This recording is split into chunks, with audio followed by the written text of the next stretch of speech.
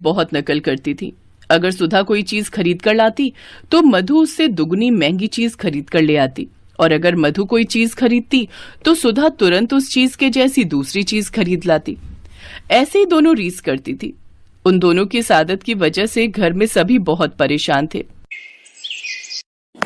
सुनो, मुझे मार्केट जाना है, गर्मियां आ गई हैं, गर्मियों के कपड़े लेने हैं, जरा थोड़े पैसे दे दो। अब कल ही तो तुमने मेरे से शॉपिंग के लिए पैसे लिए थे, वो वाले कहाँ गए?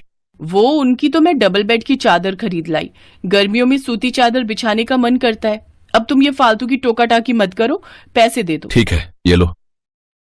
5,000 रुपए? तुम क्या समझ रहे हो, आजकल इतनी महंगाई है। कम से कम 10,000 रुपए दो, मैं अपने कपड़े लाऊंगी, लक्ष्य के खरीदूंगी। तुम बहुत परेशान करने लगी हो सुधा। अभी ये 5,000 रखो और इन्हीं से जो खरीदना है खरीद लेना। सुधा पैसे लेकर चली जाती है। मधु ये सब देख चुकी थी। वो सीधी विजय के पास जाती है।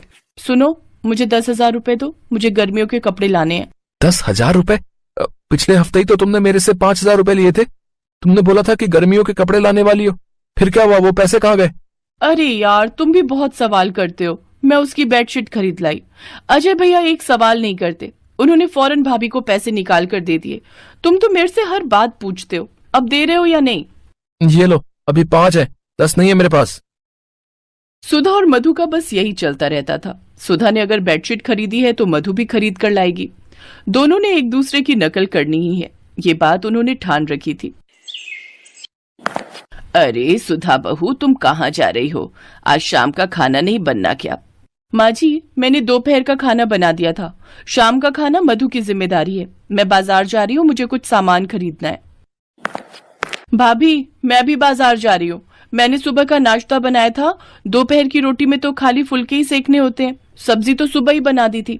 आप शाम का खाना बना लो, कल बाजार चले जाना, आज मैं हो आती हूँ। क्यों? मैं तो आज ही जाऊंगी, तुम कल चली जाना। सुधा और मधु दोनों में बहस शुरू हो गई। दोनों मानने को तैयार नहीं थी। अरे तुम दोनों लड़ क्यों रही हो? एक काम करो, शाम का खाना मैं बना दूंगी, तुम दोनों बाजार चली जाओ, बेकार में लड़ती रहती हो। सुधा और मधु दोनों बाजार निकल जाती हैं। बाजार में भी दोनों एक ही दुकान पर पहुंच जाती हैं। सुधा अपने बेटे लक्ष्य के कपड़े लेती है तो मधु भी अपने बेटे सुमित के लिए कपड़े लेती है। भैया, ये लाल वाली शर्ट मैंने पसंद की है। भाभी, आप झूठ बोल रहे हो, ये टी शर्ट मैंने पसंद की थी। भैया, आप ये मुझे दे दो। आप दोनों डिसाइड कर लो कि किसको लेनी है, क्योंकि लाल रंग में से ये एक ही टी शर्ट है, बाकी इसके कलर और मिल सकते हैं। तो एक काम करो भैया, मुझे ये लाल रंग की दे दो और इनको कोई और रंग की दे दो। क्यों? मैं क्यों किसी और रंग की लूं? आप ले लो ना। भैया, ये टी शर्ट मुझे ही दो। सुधा और मधु दोनों में दुकान पर भी बहस शुरू हो गई और दोनों ने वहां से कुछ भी नहीं खरीदा और गुस्से में घर लौट आई। अच्छे खासे कपड़े खरीदने गई थी, तुम्हें भी उसी दुकान पर जाना था। हमेशा तुम मेरी नकल करती हो। मैं आपकी नकल करती हूँ या आप मेरी नकल करते हो? मैं तो कब से उस दुकान से कपड़े खरीदती आ रही हूँ, आपने तो अभी लेने शुरू करे हैं। मम्मी, प्यास लगी है, पानी दो।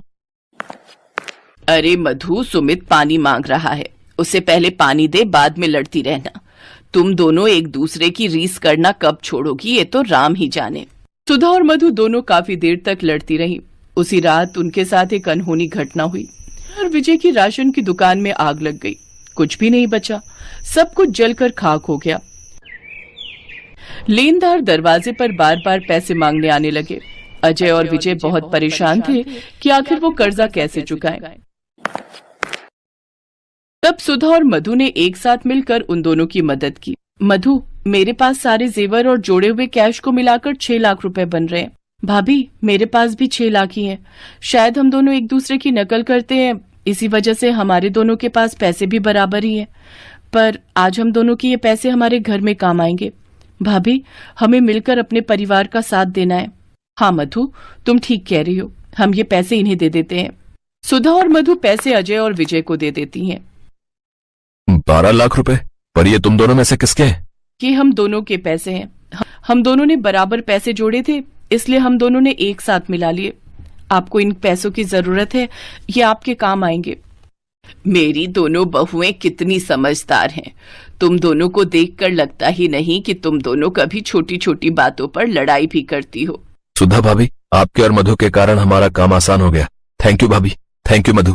सुधा और मधु उस समय इस तरह से मिलकर हेल्प करती हैं कि कोई ये कह ही नहीं सकता था कि ये दोनों एक दूसरे की कभी रीस भी करती होंगी।